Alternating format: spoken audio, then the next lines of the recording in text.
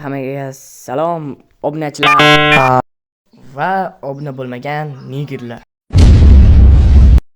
Bugungi video nima haqida desanglar, bugungi video Warden zubini uylantiramiz.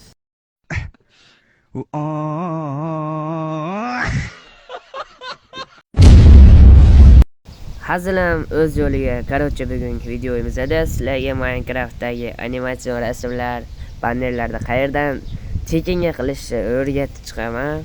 Uning uchun biza Google platformasiga kirib, qidiruvga Nova Skin Wallpaper xuddi shuni yozishinglar kerak. Mana men ko'rsatganimdek o'zinglar screenshot qilib yozib olsanglar ham bo'ladi. Biz bu platformani mana ko'ryapsizlar, shu platformaga kirib olishimiz kerak.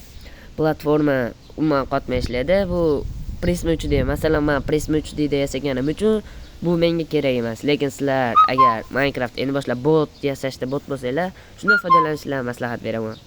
Kirganimizdan so'ng pastda ancha rasmlar turadi. Shu xohlagan sizlarga yoqqan bannerlardan o'zingizlarga bosib, uni bosasizlar. Ustiga kirganlardan keyin ozgina 3-4 sekunddan keyin sizlar shunaqa oyna ochiladi. O'sha rasmda oynasi ochiladi. O'sha rasmda tepada o'zi kvadrat bilan belgilab qo'ygan rasmga qo'yib, open tugmasini bosasizlar. Open tugmasidan keyin xohlagan galereyada skinlarni xuddi shuni qilib qo'yib olasizlar. Qaranglar, qanday chiroyli chiqdi. Keyin buni qanday yuklashni so'rasanglar, pastda o'zini Save Gallery degan rasm turadi.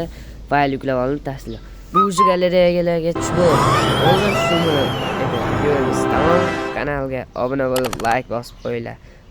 Sizlar bilan men Ilyos MC bo'ldim. Hammalarga xayr, salomat bo'linglar. Men ketdim.